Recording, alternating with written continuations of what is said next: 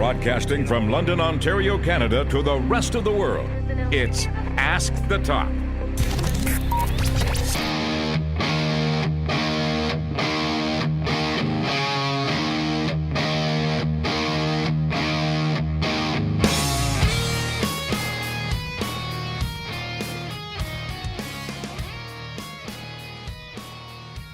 Thank you very much for tuning into the latest episode of Ask the Top. As always, I greatly appreciate your ongoing support. I am sweating like a politician on trial. That's what I get for dressing like a hipster Mr. Rogers. The dress shirt, the cardigan, the jeans, it's about 25 degrees. Totally unnecessary. But nonetheless, the beer of the episode will help me get by. Drink responsibly. It's Muskoka Brewery's Cream Malts Unfiltered All Natural Premium and Pure, established in 1996. I'm Casey Kasem. It feels like I'm introducing this, but it's delicious, full of flavor, and a solid cream ale is good at any point of the year. On this edition of the program, All In Thoughts. If you don't know what All In is, I'll let you know.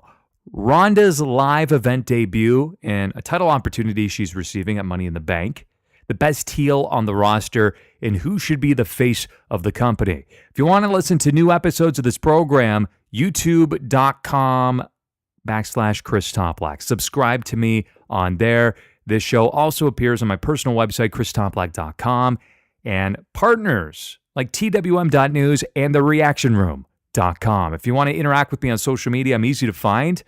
Facebook, Ask the Top is my Facebook fan page, at Chris Toplack on Twitter, Chris Toplack on Instagram if you want to enjoy various pics about food, and Chris Toplack on Google+. I have a great fan base on there. So again, I'm humbled by your support. Let's get to some industry news and rumors. All In sold out in 29 minutes and 36 seconds. It's an independent wrestling show that is being promoted by Cody Rhodes and the Young Bucks. This became the first U.S. show outside of the WWE to break the 10,000 ticket barrier since the days of WCW in 2001. How horrific was that year for WCW? Nonetheless, this is a momentous occasion. This is a monopoly essentially run by the WWE, and the fact that there are independent players that are selling out arenas full of 10,000 people is huge. By the way, this was accomplished with only one match formally announced. Let this be further proof that the independent scene is hotter than ever in 2018. If you're going, send me photos, videos, and live tweets during the show is taking place in the fall.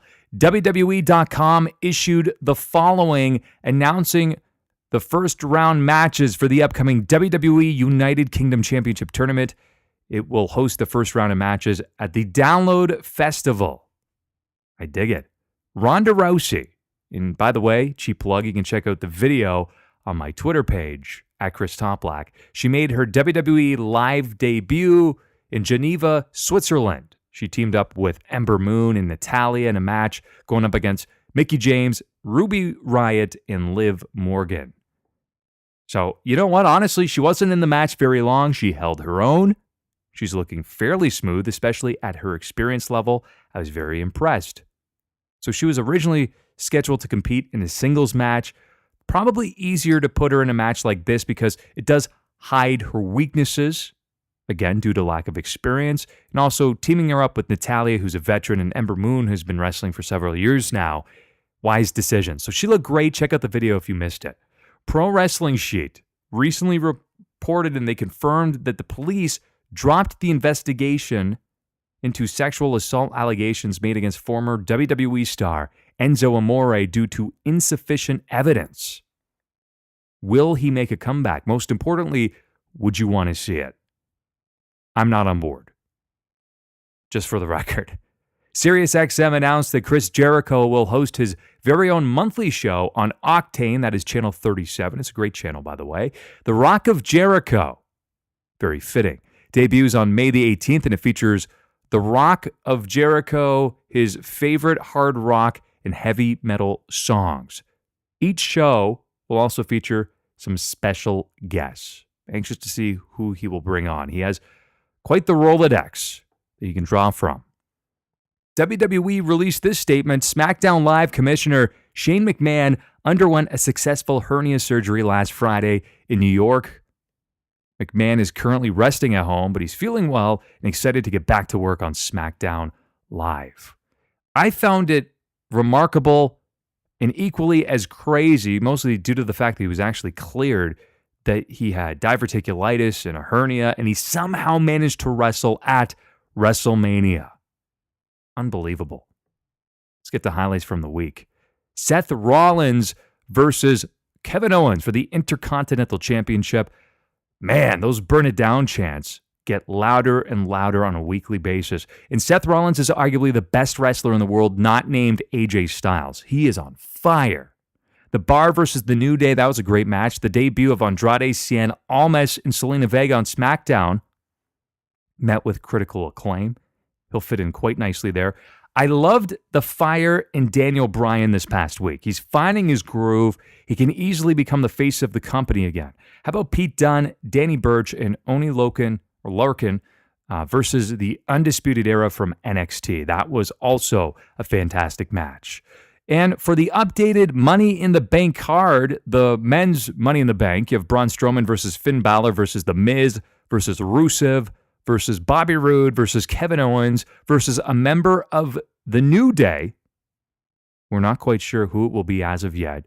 Versus either Samoa Joe or Big Cass. I'm pulling for Samoa Joe. And then the women's Money in the Bank, you have Ember Moon, Charlotte Flair, Alexa Bliss, Becky Lynch, Billie Kay versus Lana will determine a winner there. And also there are 3 others to be determined. That should be a fantastic match.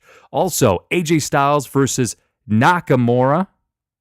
Nakamura has his choice for what the stipulation will be for the WWE Championship. Raw Women's title, it's Nia Jax versus Ronda Rousey. A question about her later on. Is this too premature? I'll let you know. And the SmackDown Women's title on the line, it is Carmella Mella is Money taking on the Empress of Tomorrow, the previously undefeated Asuka.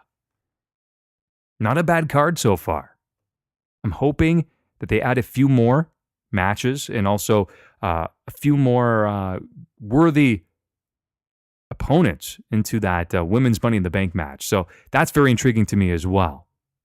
Moving along, let's get to your questions. There were a whole bunch that were submitted this week. I couldn't get to them all. And again, if I don't get to them all, I'll try and push it to the following episode of the program. As always, if you do have questions at any point in time, feel free to ask and I will answer. Mike Leochi, he asked them on about a weekly basis. I appreciate your ongoing support via Facebook. Who, in your opinion, should get the men's and women's Money in the Bank briefcase? To me, Rusev should get the men's Money in the Bank as he needs it most, and he is so over with the fans. For the women, I think Becky Lynch needs it the most as she has been so misused, and this would help her. 2 solid picks. Here are mine. Let's assume that Samoa Joe gets past Big Cass. Hopefully. I think he should win. And then cash in on AJ Styles. As for the women, this could be a debatable pick. Is she ready? Is she comfortable enough on the microphone? But I think Ember Moon. It's intriguing because I want somebody who can be the future. And she's primed for that. I think that she's been very impressive. Again, the only drawback of Ember is the fact that she's not comfortable on the microphone. And she seems to lack that charisma. But at the same time, she still has that fire. She has a great entrance, a great finisher. She's a solid worker, great look. I think she has all the components, but just needs to find herself on the microphone, and she can be making a lot of money for years to come. So Samoa Joe, Ember Moon. Edward via Facebook, is Tommaso Ciampa WWE's best evil heel in the company? Absolutely. Did you watch NXT this past week? Candice LeRae going out and confronting him. Awesome segment, especially from him. The main goal of a heel should be to draw heat. Really, that's about it. And there's literally no one in the arena cheering for him because his actions are so despicable. He doesn't pander to the audience. He doesn't rely on catchphrases. He's the embodiment of evil, and he won't rest until he has eliminated Johnny Gargano for good. Heels on the main roster should take a page out of his playbook and watch him closely. There's many effective heels. The Miz is one of them, but those catchphrases almost really put him to more of a babyface status. Tommaso does not want to be cheered, and he doesn't get that. Katina via Google+. Do you think mid-carders should have matches against other mid-carders, or do you think they should make main eventers look better? Well, obviously it should be a mix of both. I don't believe mid-carders should be relegated to acting as enhancement talent for main eventers. Mid-carders are there for either two reasons. They are either too big to be small or too small to be big. And I mean that in terms of star power, not literally in terms of size. One set either can't break beyond that mid-card status to the main card, or the other set is readily climbing to make it there. Jeremy via Twitter. Is Mela really money? Absolutely. She possesses a larger-than-life personality. She draws a ton of heat. She might not be the greatest wrestler on the roster, but she has rapidly improved since we saw her debut in NXT. So give her credit where credit is due. I think Mela is money.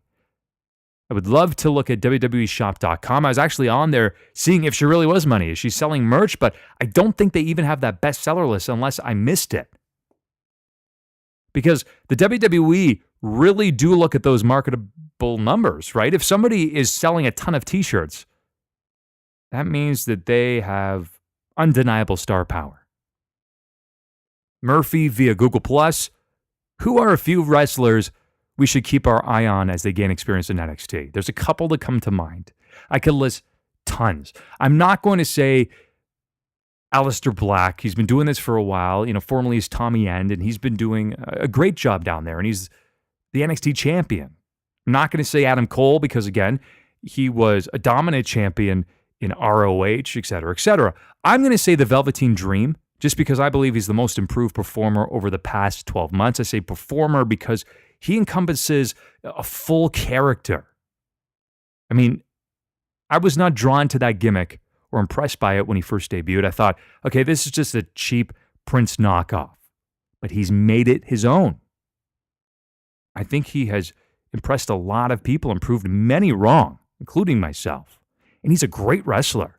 Patrick Clark, the man who plays the Velveteen Dream, Dream, as it says in the theme song, he's only about, 22, 23 years old? He has such a bright future ahead of him, so keep an eye on him. Also, how about Lacey Evans?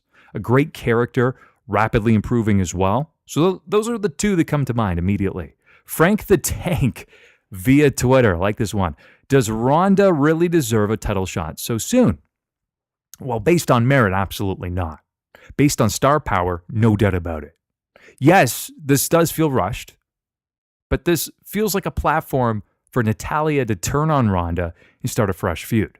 I've seen Natalya speak at length about Ronda in interviews recently. Obviously, she gets asked about her, so she's answering pretty truthfully, but at the same time, I think pairing these two together is a wise move because Natalya can hide Rousey's weaknesses and highlight her strengths. She can carry her to a great match because the only question around Ronda Rousey isn't so much can she perform. She's proven that she can, especially at WrestleMania and at these live events. But it's can she perform on her own? That's a completely different story. I mean, ask a lot of tag team competitors who had to break away from their partner. It's by no means easy, especially if you rely on them, and they're the ones that tend to call the matches. So can Ronda Rousey survive on her own? Well, if somebody can help carry her, it is Natalya. Stephanie, 1529, specific, via Google+, who should be the face of the company? And she says, not Roman Reigns. I have to agree. Until Roman Reigns goes through a vicious heel turn, and again, he has noted, well, people boo me, I'm basically a heel.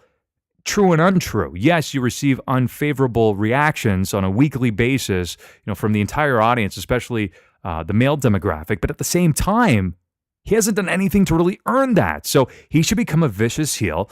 Jim Cornette has said this on his podcast. I've said that, here before, and of course, to friends and people online, they need to pair him at some point with Daniel Bryan and have him turn on Bryan and say, I'm the big dog around here. I'm the guy, and I resent the fact that people cheer you.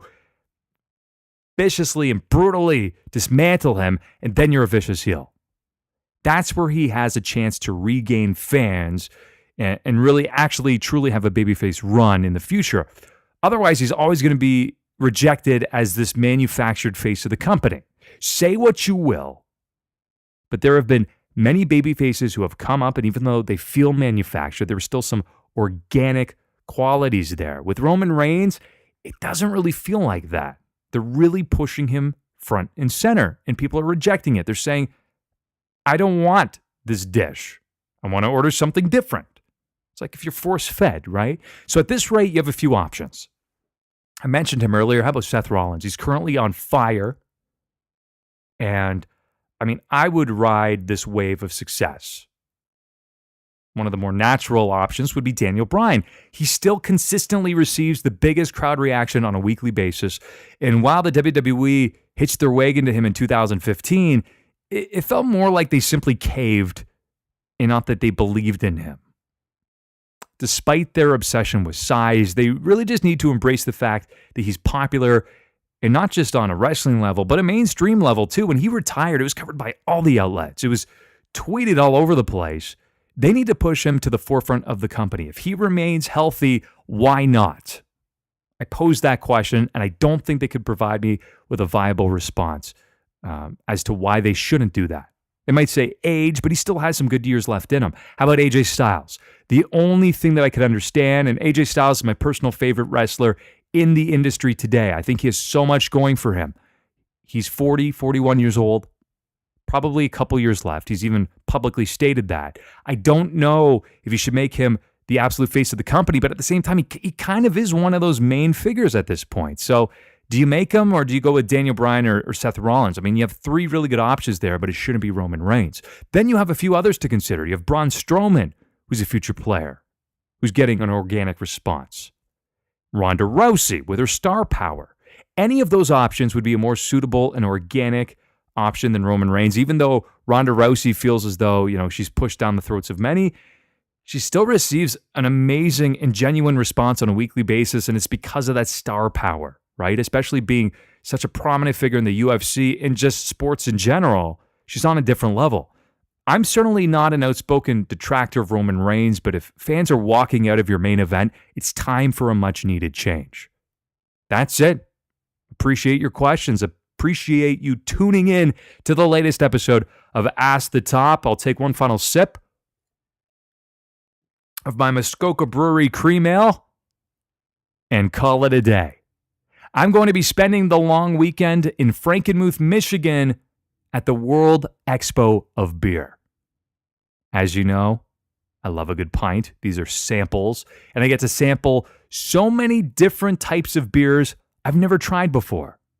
So I'm looking forward to it. And at this rate, I should be the mayor of Frankenmuth, cutting ribbon, taking photos with families, asking for votes. I'm there so often. So I'm going to enjoy that. I'll let you know how that goes, and I hope you have a fantastic weekend as well.